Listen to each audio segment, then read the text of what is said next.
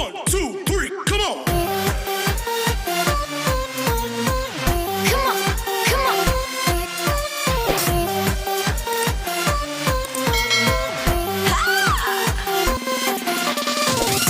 Assalamualaikum warahmatullahi wabarakatuh. Salam sehat, salam semangat bagi teman-teman pejuang ASN P3K. Berjumpa lagi dengan saya dalam video prediksi soal P3K tahap 2 ya teman-teman, khususnya pada kompetensi teknis bahasa Indonesia. Video ini adalah video bagian ke-6 ya. Bagi teman-teman yang belum mengikuti video-video sebelumnya, bisa klik link di atas. Oke, langsung saja kita menuju ke soal yang pertama. Jika teman-teman menjumpai soal semacam ini, yaitu soal yang bacaannya sangat panjang, jelas langkah pertama yang harus teman-teman lakukan yaitu mencari pertanyaan atau soalnya. Nah, kita lihat dulu pertanyaannya ya.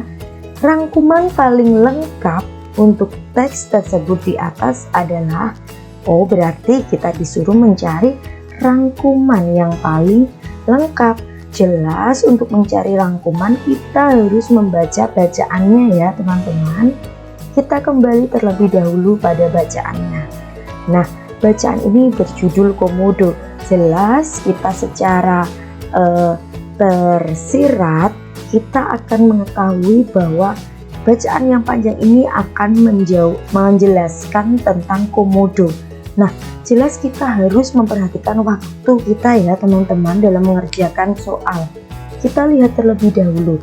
Kita baca secara cermat dan cepat. Kita baca secara cepat ya. Komodo adalah jenis hewan melata terbesar dan terberat. Nah, seperti ini bisa kita skip. Yang dilindungi oleh pemerintah Indonesia. Berarti menjelaskan bahwa hewan komodo ini adalah hewan yang dilindungi. Komodo hidup di semak-semak belukar di sejumlah hutan yang ada di Indonesia. Nah, komodo hidup di semak-semak ini berarti menjelaskan tentang habitat hidupnya si komodo.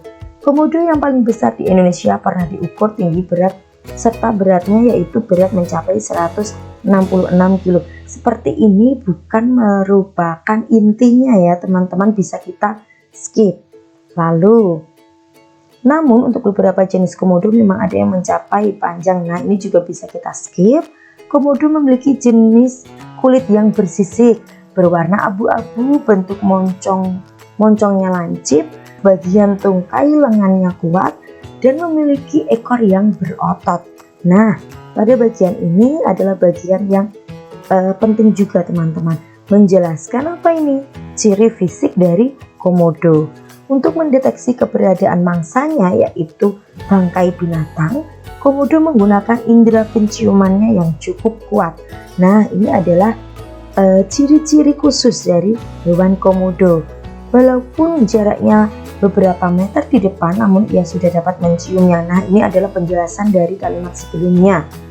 Selain itu, komodo juga bisa memangsa binatang melata lainnya, seperti jenis binatang mamalia yang berukuran besar.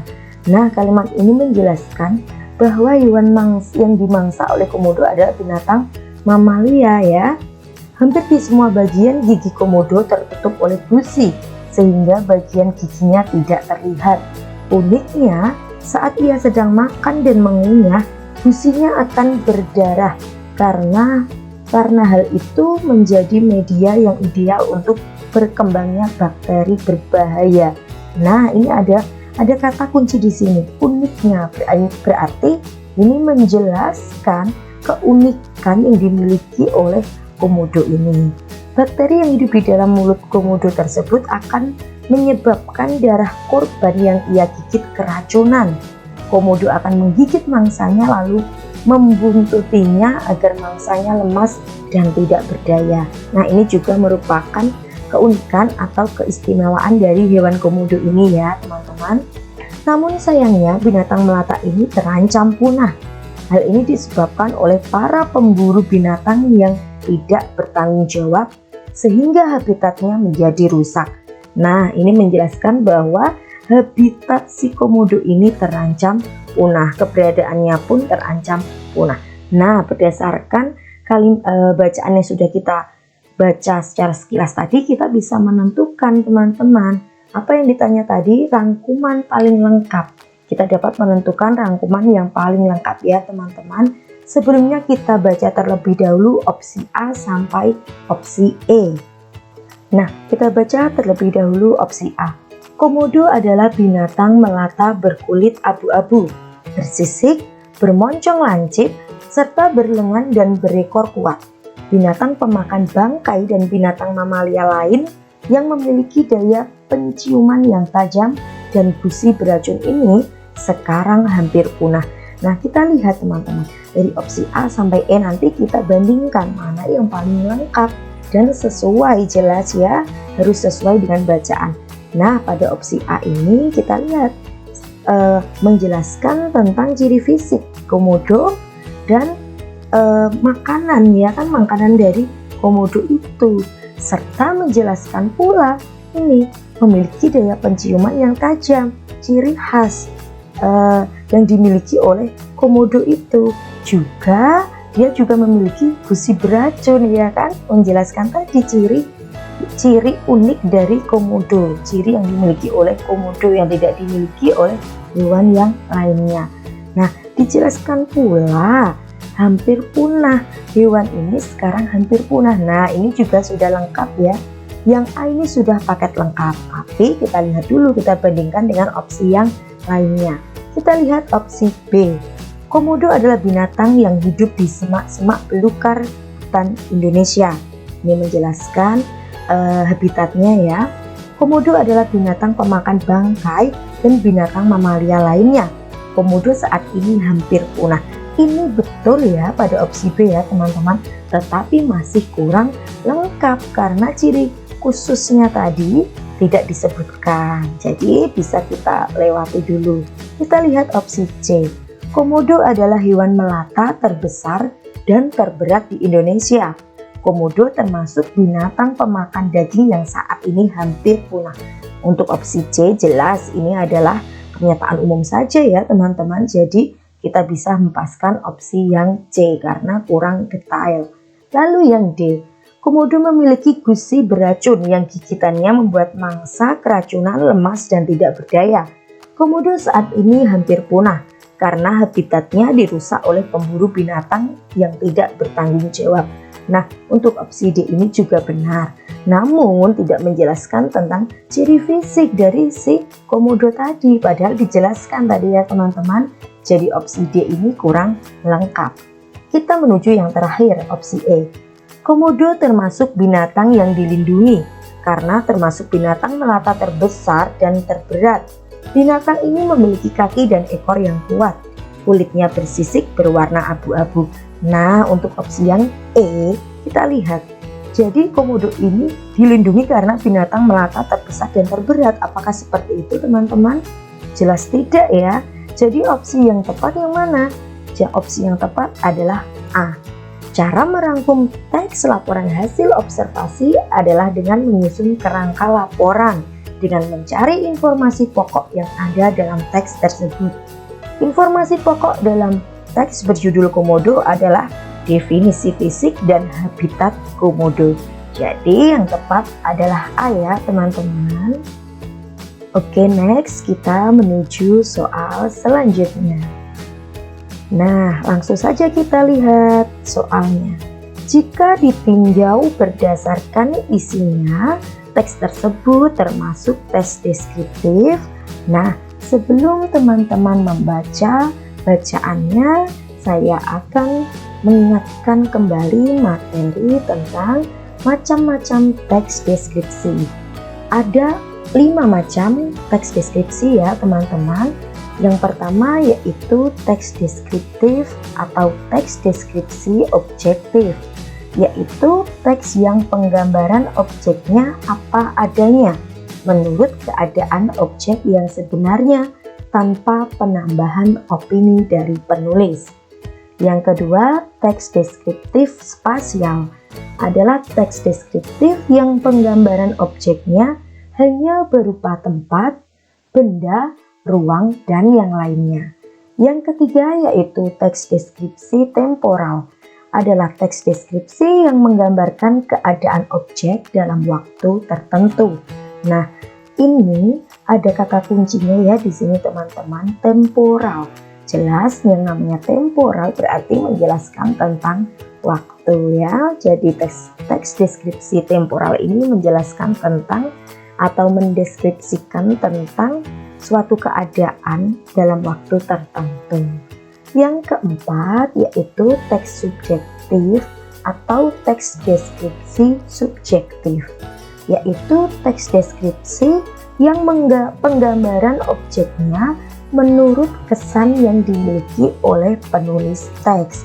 Jadi penggambaran atau pendeskripsian objeknya sesuai dengan subjektivitas dari penulis ya teman-teman. Yang terakhir yaitu teks deskripsi identifikasional, yaitu teks deskripsi yang menggambarkan objek secara identifikatif, yaitu menggambarkan keberadaan objek tersebut dalam hubungannya atau posisinya dengan objek yang lain. Jadi ada sebuah objek yang dideskripsikan berdasarkan posisi objek yang lainnya. Jadi ada dua objek ya teman-teman, namun yang dijelaskan hanya satu objek. Tetapi objek yang satunya ini menjelaskan keberadaan dari objek yang pertama tadi. Bisa dipahami ya? Kita kembali ke soal. Nah, sekarang kita baca soalnya. Rumah Dani terletak di depan rumahku. Di halaman rumahnya terdapat pohon mangga besar yang membuat suasana terasa teduh dan segar. Bunga-bunga indah menghiasi bagian depan rumahnya dan terasa harmonis dengan dinding rumah berwarna putih dengan pintu dan jendela berwarna hijau. Lantai keramik berwarna putih bersih di teras rumahnya membuat keharmonisan itu menjadi sempurna. Nah, tadi kita sudah membahas ada 5 macam teks deskripsi ya teman-teman. Nah, untuk bacaan ini kita lihat dari kelima teks deskripsi tadi mana yang sesuai teman-teman? Jawaban yang tepat adalah E, yaitu teks deskripsi identifikasional. Nah, tadi kan kita sudah bahas teks deskripsi identifikasional yaitu teks deskripsi yang mendeskripsikan sebuah objek berdasarkan objek yang lain. Nah, di sini yang dijelaskan apa teman-teman? Rumah Dani. Nah, rumah Dani ini dijelaskan berdasarkan penjabaran atau deskripsi dari tempat-tempat yang lain, objek-objek yang lain yang bisa menunjukkan atau mendeskripsikan rumah Dani ini. Bisa dipahami ya? Pasti bisa. Oke, soal selanjutnya. Tujuan teks persuasi di atas adalah, nah, kita menuju ke contoh soal teks persuasi. Teman-teman harus mengingat terlebih dahulu, teks persuasi itu teks yang seperti apa? Itu adalah salah satu kunci untuk mengerjakan soal dalam bentuk teks ya teman-teman. Teks persuasi jelas adalah teks yang berisi ajakan. Nah, itu harus teman-teman selalu ingat. Nah, kita baca terlebih dahulu teks persuasi ini secara cepat. Menggunakan pupuk berbahan dasar kimia memang bisa mempercepat pertumbuhan tanaman dan dapat meningkatkan hasil panen. Namun, pupuk kimia memiliki dampak negatif bagi lingkungan sekitarnya karena pupuk ini bisa mencemari lingkungan. Bahkan, pupuk ini juga bisa membuat buah-buahan yang dihasilkan terkontaminasi oleh zat-zat kimia yang berbahaya buat tubuh manusia. Oleh karena itu, tinggalkanlah pupuk kimia dan beralihlah ke pupuk kompos. Karena selain harganya murah, pupuk kompos juga aman dan tidak menimbulkan efek negatif bagi buah yang dihasilkan. Nah, sekarang kita lihat terlebih dahulu opsinya ya teman-teman. Ingat-ingat, kita membahas teks persuasi, tujuan teks persuasi. Jelas harus bersifat mengajak ya teman-teman. Kita lihat terlebih dahulu opsi A sampai E. A, B, Apakah ada kalimat-kalimat ajakan di sini? Tidak ada ya teman-teman. Kita lihat yang A, meninggalkan pupuk kimia karena memiliki dampak negatif. Bisa merupakan ajakan, tetapi tidak ada kata-kata yang menunjukkan ajakan di sini ya. Untuk yang B, menggunakan pupuk kimia karena dapat mempercepat pertumbuhan tanaman. Apakah intinya tadi itu? Ini juga tidak ada kata-kata ajakan di sini. Kita lihat lagi yang C, menghindari pupuk kimia karena bisa menimbulkan kontaminasi pada buah. Apakah ini tepat? Ini juga kurang tepat. Yang D kita lihat, mengajak menggunakan pupuk kompos karena murah, aman dan tidak menimbulkan efek negatif pada buah. Nah, di sini ada kata mengajak. Teman-teman, pada opsi D dan E kita lihat. Nah, sebetulnya ini tidak bisa dijadikan kata kunci teman-teman. Kita bisa abaikan opsi A, B, dan C dan fokus ke opsi D dan E karena ada kata-kata ajakan di sini. Nah, sekarang kita lihat opsi yang E ya, yang satunya. Mengajak meninggalkan pupuk kimia karena berbahaya bagi tubuh manusia. Nah, kita lihat D dan E lebih tepat yang mana teman-teman?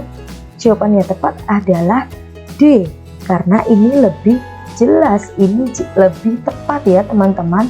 Mengajak menggunakan pupuk kompos karena lebih murah, aman dan tidak menimbulkan efek negatif pada buah. Bisa dipahami ya? Kita menuju soal selanjutnya.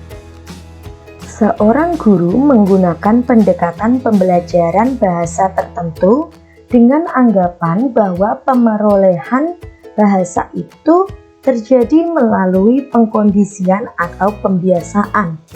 Anggapan guru itu didasari oleh paham aliran linguistik yang lazim disebut dengan teori A. Nativisme, B. Behaviorisme, C. Interaksionisme, D. Kognitivisme, dan E. Naturalisme.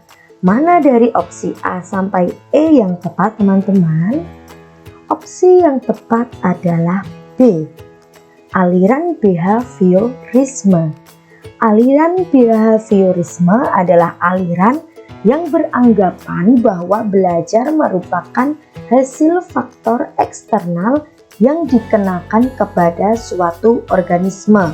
Menurut B.F. Skinner tahun 1957. Menurut Skinner, perilaku kebahasaan sama dengan perilaku yang lainnya, yaitu dikontrol oleh konsekuensinya. Dengan demikian, pemerolehan bahasa juga dikondisikan, dibiasakan, dan dikontrol. Nah, di sini ada kata kunci ya teman-teman. Kata kuncinya itu pengkondisian atau pembiasaan.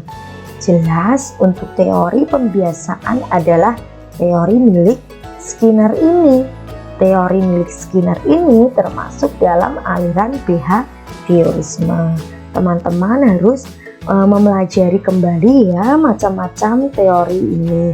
Ada kelima teori ini, teman-teman harus tahu perbedaannya dan kata kunci dari kelima teori ini. Seperti itu ya. Kita menuju soal selanjutnya. Nah, pada soal ini kita diminta untuk mencari atau menganalisis kesalahan penggunaan tanda baca titik pada kalimat ini teman-teman. Ini apa yuk? Ini adalah bagian dari sebuah surat. Bagian apa ini teman-teman? Alamat yang dituju dari sebuah surat. Nah, kita baca, kita amati, dan kita analisis secara singkat, namun harus tetap cermat ya teman-teman. Yang terhormat titik. Nah, kita lihat yang diminta adalah fokus pada tanda baca titik. Kita lihat mana yang ada tanda baca titiknya saja ya teman-teman. YTH titik, yang terhormat titik. Nah, ini sudah tepat ya teman-teman. Andri Wahyu Setiawan, koma, S titik, E titik. Nah, ini menunjukkan merupakan singkatan pada gelar S titik E titik. Ini sudah tepat ya teman-teman. S titik E titik ini adalah sarjana ekonomi. Kasubag divisi marketing P titik T titik Dipo Lokomotif. Nah, kita lihat di sini teman-teman. PT, penulisan PT apakah betul seperti ini? Jelas keliru ya teman-teman. Penulisan PT adalah PT titik. PT ini singkatan dari perseroan terbatas.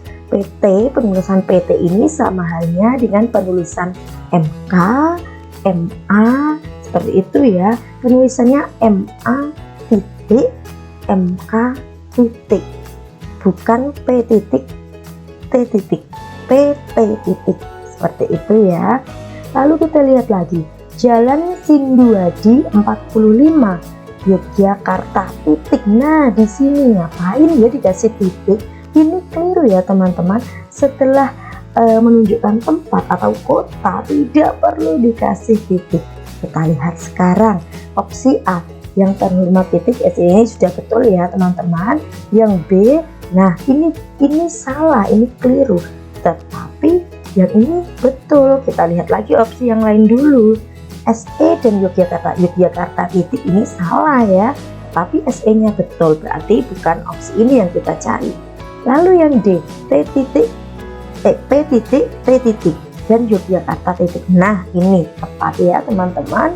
Kalau yang E ini memang PT-nya keliru, tapi SE-nya sudah benar. Jadi jawaban yang tepat adalah D. Penulisan yang benar jadi seperti ini ya teman-teman.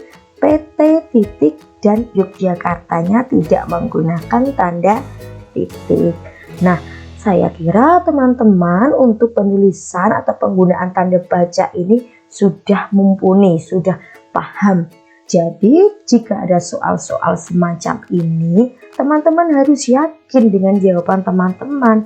Teman-teman harus benar ya.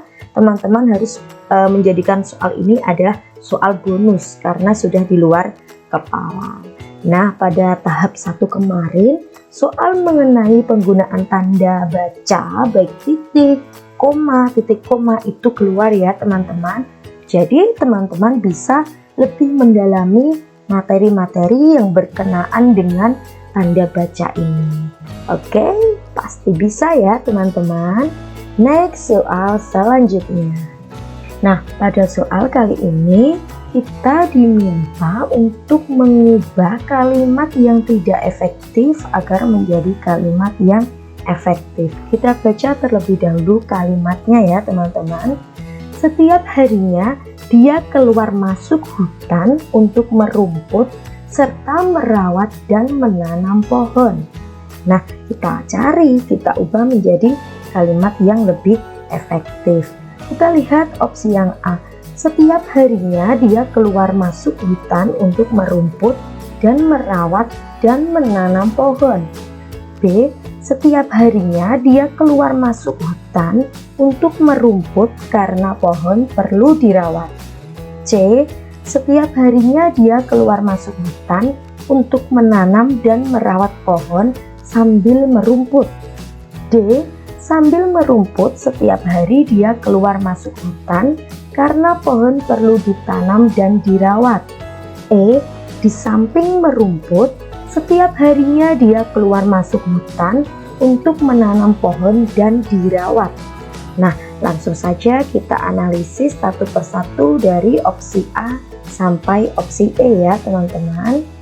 Nah, untuk opsi A kita lihat terdapat kesalahan logika pada merawat dan menanam.